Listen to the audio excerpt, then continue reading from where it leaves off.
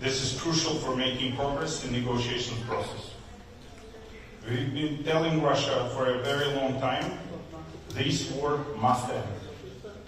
And the whole world supports us in that. We're calling for real work to end this war.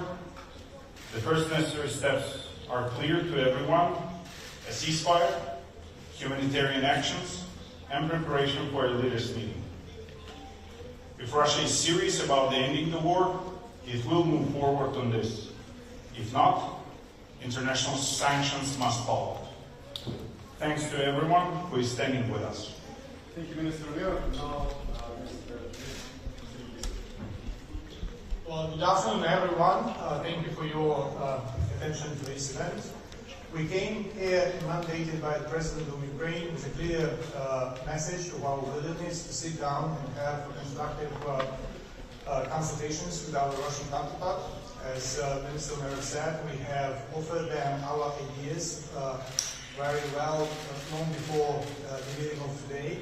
We asked them directly if they were ready to react to our proposals that we handed over to them in written form. A while ago, there was no follow-up on the Russian side. As you can understand, we could not react to the Russian proposals because the Russian proposals were only literally given to us during the meeting. Therefore, the Russians themselves suggested that we need to take a serious look at those proposals. Nevertheless, we managed to construct our conversation in a way that we can have tangible humanitarian outcome if our experts will diligently follow on the agreements between the two heads of the delegations. I would like also to note that the Russian side continued to reject the notion of unconditional ceasefire, the very unconditional ceasefire that the American president himself offered a while ago, the very unconditional ceasefire that the US delegation spoke in New York on Thursday and on Friday, the very unconditional ceasefire that our delegation has offered once again. Nevertheless, it was an agreement that the experts will continue to discuss the ideas, including on the ceasefire that are contained in the papers that the delegations have exchanged. I would like also to remind you that it was the Russian delegation back at the previous meeting that rejected the possibility of the presence of the delegation of the United States, which is very unfortunate given the special role that the United States plays as a country, as an important provider of security. Therefore, we cannot speak about long-term security in Europe, where Ukraine belongs to, without meaningful involvement of the United States and our European partners. As well, when we reach the point of having this ceasefire or a peace deal or whatever we may reach, we need someone who is capable and skillful and quick enough to monitor the ceasefire and the peace deal. And apparently it is the very United States that has the capacities and capabilities to monitor the deal. Thank you. Good afternoon, ladies and gentlemen. Доброго дня, пані і панове. Ми рухаємося вперед. Рухаємося вперед по гуманітарній сфері. Минулого разу ми погодили деякі питання по обміну нашими захисниками нашої батьківщини. На сьогоднішній день ми досягли нового прогресу. Це так звана формула всіх на всіх. Сьогодні ми погодили дві категорії, які будуть підлягати поверненню на батьківщину. Ми погодили механізми, ми визначили попередні терміни саме до цього обміну, і попереду нас жде тяжка робота, тому що необхідно буде зробити багато верифікацій, визначити всі категорії, нікого не втратити, не забути. Через те ми продовжуємо нашу роботу і ми будемо мати однозначно. Слава Україні! Ladies and gentlemen, so just summarizing what my colleague said, first of all, I just want once again to reiterate that both meetings in Istanbul happened despite the Russian Federation changing the condition very short before or didn't provide the documents in advance. So remember last time there was a suggestion from President Zelensky to meet on the level of the leaders. The Russians sent a very different delegation, but Ukraine still was in that negotiations. And this particular time, as my colleague said, we didn't receive the document until the meeting began. And therefore, as Minister said, we couldn't provide the feedback. We need to study that. And once again, I want to reiterate, Ukraine remains to be constructive and committed to peace, and therefore we're here. And the President decided to send a delegation despite we didn't understand what agenda and what documents the Russians bring to this particular meeting. Secondly, we want once again to say that the ceasefire is the basis for future talks on the substance. And here is the main difference between Ukrainian and Russian position, because Russia tries to get us into the dialogue on substantive issues like territories, like security guarantees, like sanctions and whatsoever, before we reach the ceasefire. And we say that the diplomatic efforts shall be accompanied with ceasefire, because when the weapons are silent, we really can talk. Because while in Ukraine people are being killed every day, it's very hard to discuss territories and security guarantees. And more importantly, as you know, we don't have our partners here in this room. We don't have the United States, we don't have the Europeans, and Ukraine continues to insist. Today, before going here to the meeting with the Russians, we met our partners from Europe, and we will do the meeting with them after, just for them to keep them completely in agenda, as well as the Americans, because we believe it's important to have them in the scope. And the last one about the humanitarian, as my colleague said, we have a good progress here. I just wanted to touch base on what Minister announced as a very important step. Ukraine has passed the list of children to be returned.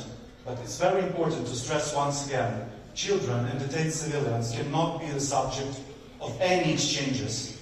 Because according to Geneva Conventions and international practices, these people shall be released, they shall be brought back.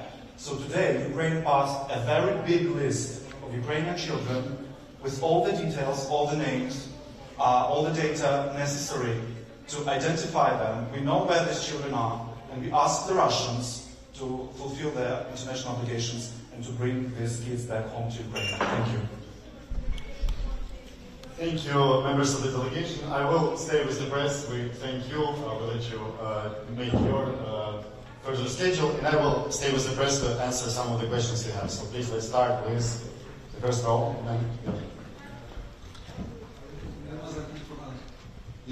From Al Jazeera. I would like to ask the next meeting, when it will be happening, as you suggested, 28, what's the Russian answer? Did you plan anything? And second of all, about ceasefire, you were keep insisting on ceasefire. Was there any result in the meeting about this? And I have a follow-up question. But okay, let's start with these ones. First, on the further process. As you heard the members of the delegation, we need to now look into the Russian document or the proposals they gave us. They presented, and then we will be ready in quite a short time, I think, to elaborate on the further process, because we need to study what's there, how constructive, how flexible this document and these positions are, to understand what's the next progress. Again, we think that further meetings make sense if they are made in the context of preparing a meeting of the leaders, because in Russia, Putin is the person who decides, and you need to have him in the room to actually make decisions on the ceasefire, on other crucial elements, and that's why we see this work as very important. And the second question was on the ceasefire. What's the response? Look, we are ready since March 11th, as you know, for a full ceasefire. This is not our whim, this is not our invention. It's a very logical point that if you want to have real diplomacy, if you want to push forward the peace process, you need to have a ceasefire, because this is a confidence-building measure, so to say. You can have diplomats speak when guns are silent. This is very logical in nature. Unfortunately, Russia keeps rejecting the ceasefire, unconditional ceasefire, and keeps putting forward various demands. This topic was a crucial one for our delegation today on this meeting, because we continue to insist that this is absolutely necessary. As to what are the Russian responses, I think we need to ask the Russian delegation. It would not be appropriate for me to speak for them. So please ask them. I encourage you to ask them what's their obstacles to having a ceasefire. In our view, the ceasefire is the basis for any diplomacy. A follow-up, and then... Both sides estimated there was a text from the Russian side of Kiev, and yesterday there was attacking air base in Russia. So it's not actually happening on both sides. We categorically reject any attempts to put Russia and Ukraine on the equal footing. First of all, Russia is the aggressor, and Ukraine is a country that is defending itself, and it's important to mention. Secondly, Ukraine only targets legitimate military targets inside Russia. Only legitimate military targets. And all norms of international law allow Ukraine to do this. When Russia hits Ukraine's residential areas, kills children and civilians, we think this is not comparable. We think the war goes on, yes, at this moment, we can all see that, but it's uncomparable, and it's, we think, inappropriate to compare. Let's go to the back rows, the man there in the pink tie, let's see. Max from the Financial Times. Just a question about the Russian document. I understand you only received it today, so it's too early for Ukraine to have a reaction, but can you elaborate a little bit more about what the contents are? We know that Russia has made some pretty consistent demands going back to June last year when Putin sent them out, and more recently Lavrov and Medinsky have also put some things forward. Can you give us more of an idea of what the contents of the Russian memorandum are, just the facts of the document? Yeah, Max, you need to understand that I will be very limited in what I can say because, as you said, we just received the document.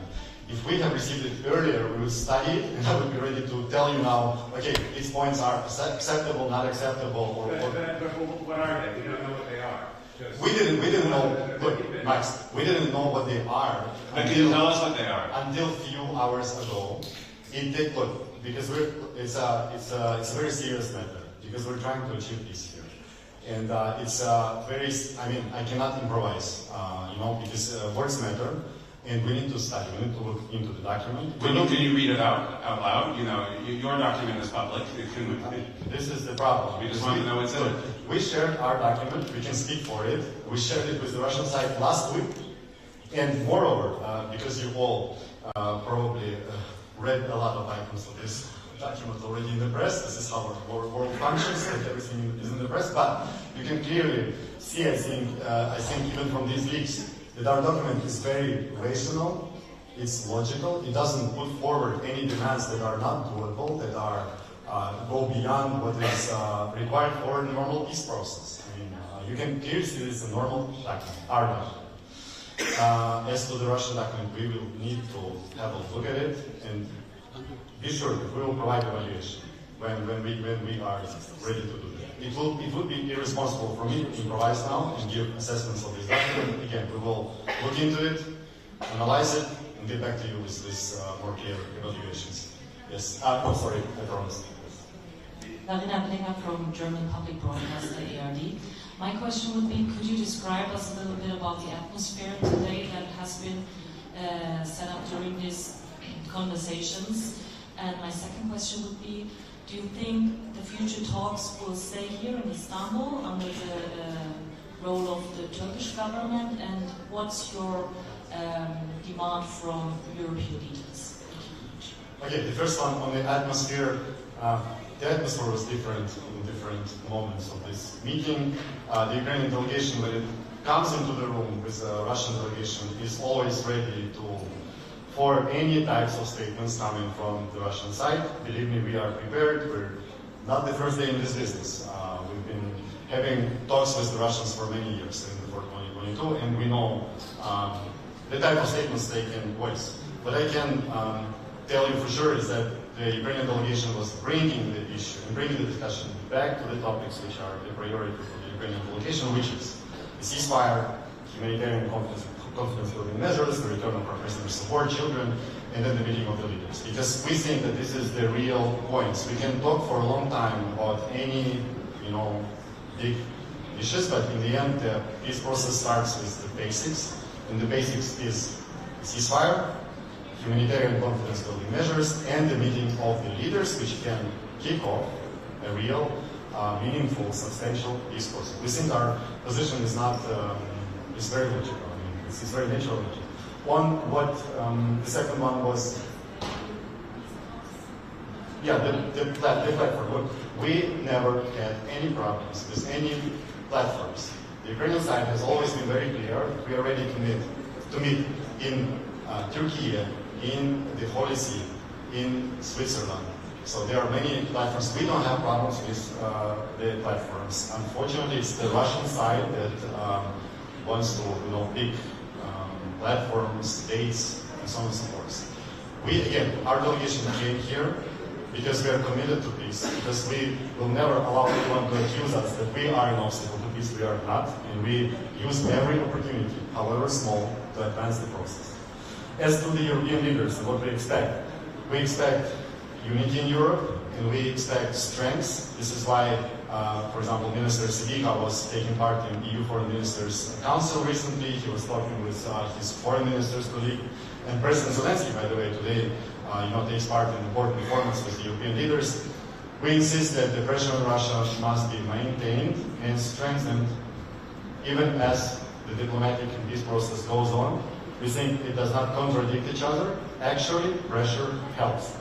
Pressure actually stimulates constructive approach from the Moscow side. I would say this is the priority thing, but then it needs to come, the economic pressure on Russia needs to come together with military assistance for Ukraine. It needs to continue, and we need to continue strengthening Ukraine, because again, for Russia to negotiate in good faith and be serious, it needs to understand that it cannot achieve military victory or results. It needs to understand that Ukraine is strong enough. We need to be in a strong position. Yes, let's go to the left side, and then behind the first thing, the second one. Thank you very much, Mr. Falk from the BBC. I wanted to ask you if during those talks the Russian delegation mentioned the strikes on Russian air bases that happened yesterday, and do you think those strikes had any influence on the talks today whatsoever, maybe on the atmosphere in the room? Thank you very much. Not to my knowledge, but I need to talk to the delegation. I only know some basic things that they've been able to tell me when we came out of the room, because we immediately rushed to this press conference. I will talk to them and find out, and we will get back to you on this, how was it a topic or not during the division. I didn't hear it before. Okay, thanks. But regarding the context, I mean, the war goes on, and I can only reiterate that first, Ukraine targets legitimate military targets in Russia, and secondly, Ukraine agreed to a ceasefire on March 11th. And if Russia agreed to a ceasefire, I guess the planes would be intact right now. Thank you very much from China's Xinhua News Agency. What do you think is today's biggest breakthrough for today's talk? Could you tell us the biggest breakthrough for today? Secondly is, could you tell us the details of the prisoners exchange for the second time? Could you confirm the details of the prisoner exchange with Russia the second time? Okay, thank you for bringing the discussion back to constructive and positive mood. The greatest outcome we're seeing today is again on the humanitarian issues, the same way as it was last time on May 16th, on the meeting in Istanbul, and the return of our people. So delegations, as you heard previously, the members of the delegations, they agreed to exchange all for all certain categories of prisoners of war, which are severely sick, severely wounded prisoners of war. Also, the young soldiers, 18 to 25 years, the youth that needs to be home, not in captivity. And the return of the bodies of the fallen soldiers to let their relatives commemorate their loved ones. So we think these humanitarian issues are very important for us. For Ukraine, there is, I'd say, no greater value than human lives. And if a meeting lets us bring back some people, any number, then we think it's a success. It's already a success. It's already worth it. And it was the case back then when we agreed 1,000 for 1,000, and it's the case now. Why we focused on specific categories, not figures? This is important. All for all principles inside these categories. But this is important because we can release those who need this the most. And we think it's already a success. But you would also release the prisoners of Russia, right? So yeah, of course. Also like to exchange. Yes. Yes, we have release, which is, yes, of course, we get back our people, they get back their people, of course. So there's no certain figure, number you don't want to mention? The teams will be working to elaborate on a specific number because look, we're talking about a category, yes? There needs to be some work done to find out how many people there, and the figures will be made public. It will be more than last time? It's hard to tell from me right now, because again, the work needs to be done by the teams to find out the number. And we're not, this time it's not about the numbers, it's about the categories. So all of the prisoners of war who are severely sick and severely wounded need to be exchanged.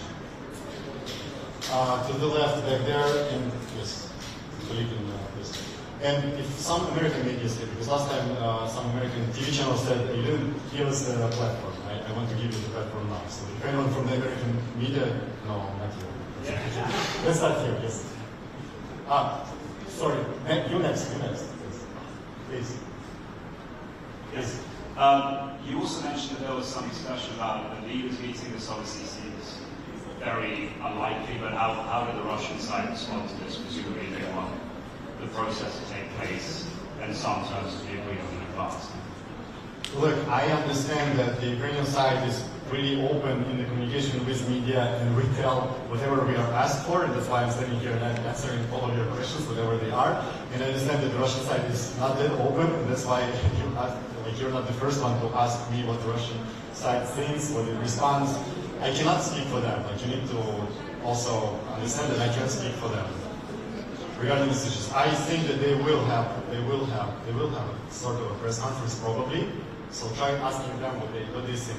Our president is ready to meet tomorrow. If Putin said, I'm ready to meet tomorrow, President Zelensky will meet him tomorrow. There is no problem. We don't have a problem with that. Unfortunately, the problems are on that side, and you need to ask what the obstacles are. I promised, I know we are short of time, I promised. Yes, please. The last one. Please, the last one. And I'll go. You can ask actually, I will hear you.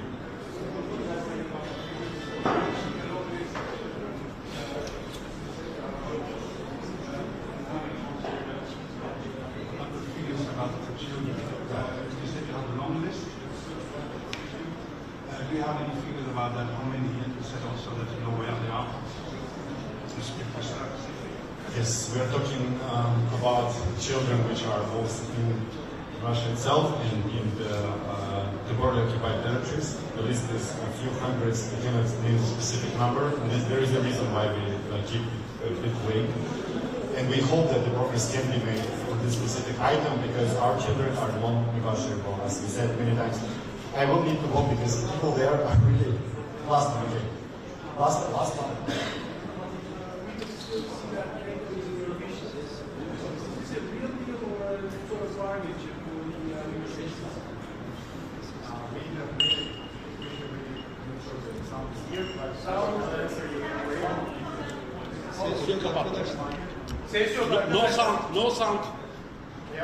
No sound.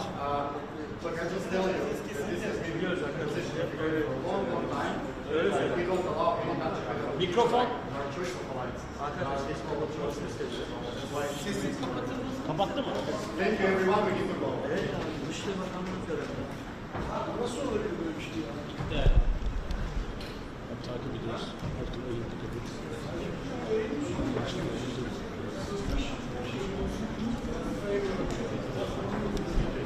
Seni şimdi anladık abi. Kusura bakma seni çok çözdük. Abi zamanla mı gidiyorsun? Doğru bir yer. Saat 5.30 falan. Yok, abi nasıl olabilir ya böyle bir şey? Arkadaşlar nasıl olur? Süre bitti.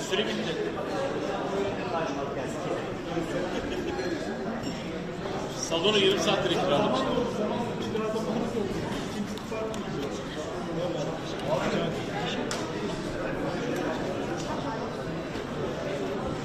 Dikkat et, kayıp düşüyor. Şurada bir kayıp var.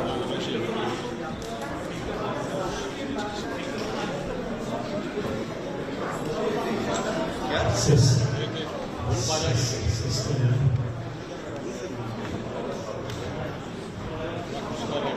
If I could get everyone's attention now, we will kindly ask you to make your way towards the garden area, please. That is the current program. If you kindly make your way towards the garden area outside, we would really appreciate it. Bir konuşabilir miyiz arkadaşlar? Sound check. Sound check. Test 1, 2, 3, 4, 5, 6. Hey, hey, sound check, test 1, 2, 3, 4. Yeter arkadaşlar. Sound check, test 1, 2, 3, 4, 5, 6, 7, 8, 9, 10. Yeterli, teşekkürler. Bir daha. Sound check, test 1, 2, 3, 4, 5, 6, 7, 8, 9, 10. Hey, hey, sound check, test 1, 2, 3, 4, 5, 6, 7, 8, 9. Teşekkürler.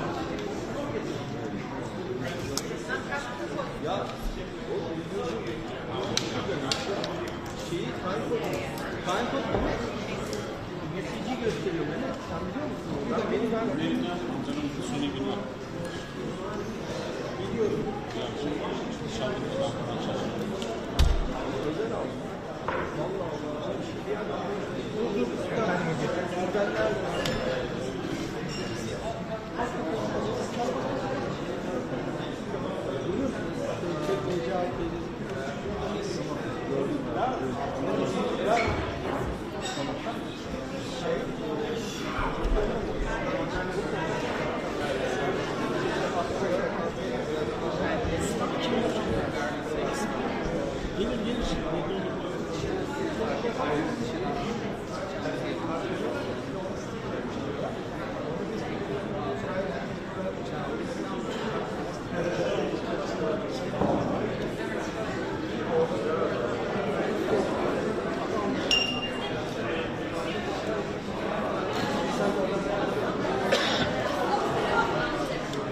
Bir tane meşhur kulaklık sanırım.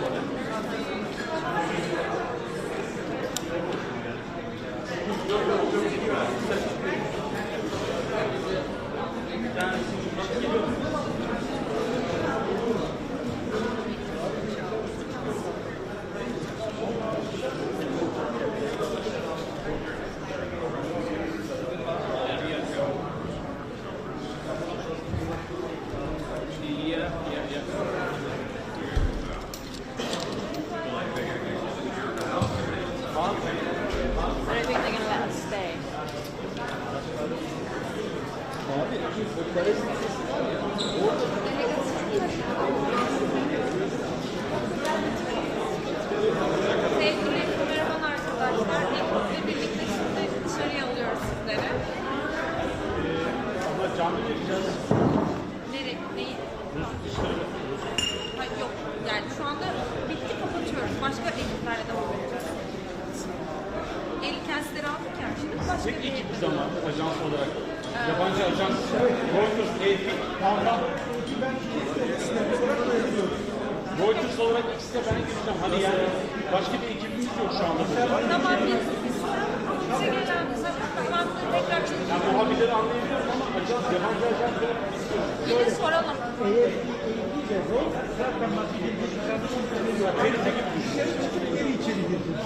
Birleşik birlikte mi yapacak yani? Tamam, ben sizi görüştüreyim. Onu gelelim ben getiriyorum sizlere. Kameraların toparlı tekrar Evet, muhakkak öyle. Siz dilettiniz mi? Konuyu. Ajans, hep ajans olarak. Yani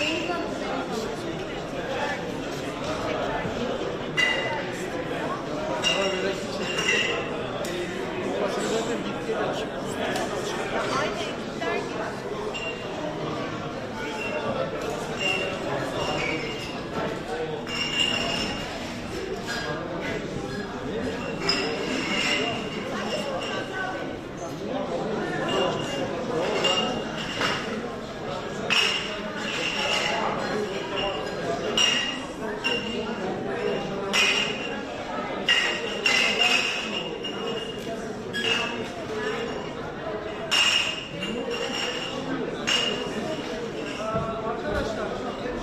Kameralar kalsın, aşağıya inin.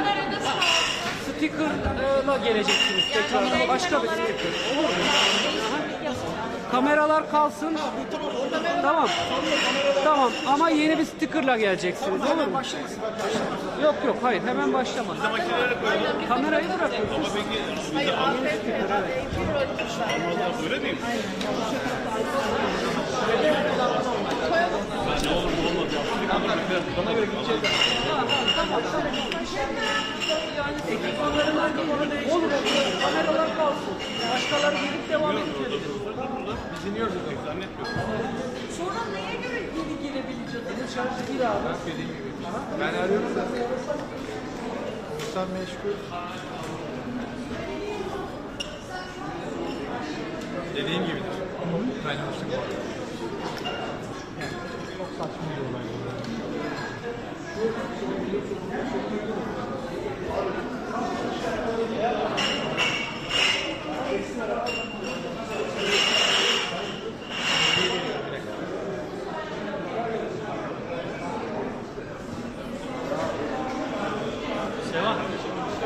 Sevan kabloyu kurtar. Kabloyu kurtar.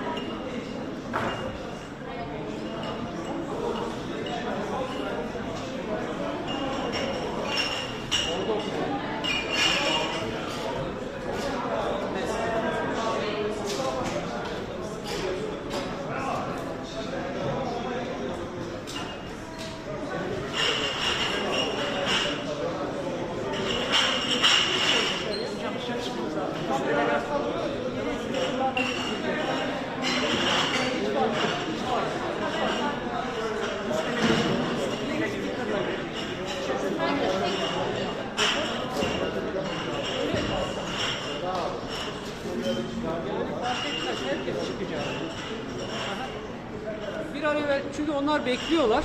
Olur mu? Tabii ben şimdi benim eleman gelirse kamerayı tanımıyor, etmiyor. Tamam, tamam olur. Tamam. Buraya gelin abi. Bunu ayarlamaya çalışıyorum. Buyurun arkadaşlar.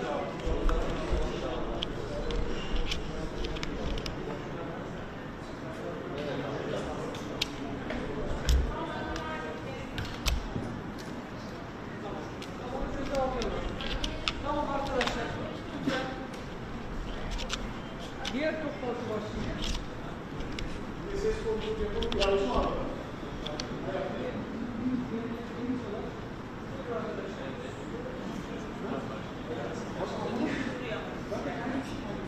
Arkadaşlar, farklı bir basın toplantısı. Tamam. Yani bu olabilir de dışarıda sorun. Bir burayı boşaltalım. Tamam. Tamam.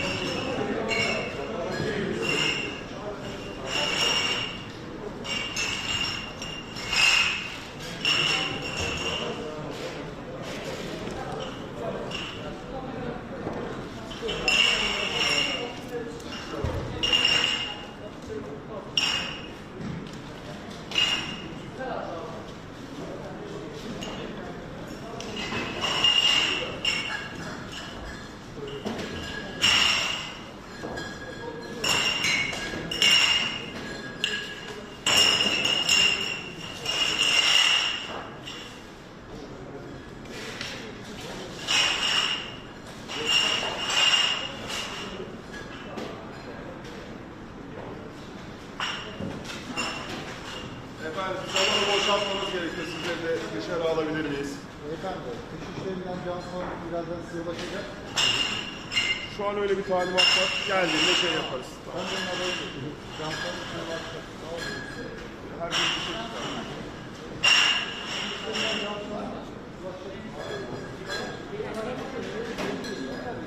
Bir paket daha gelsin.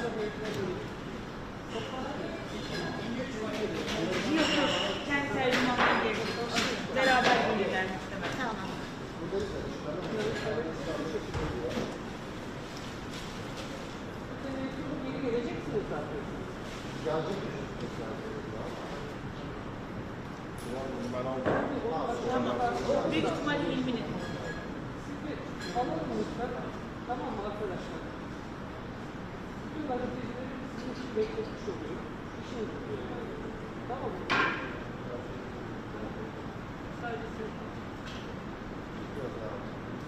Ahmet abi.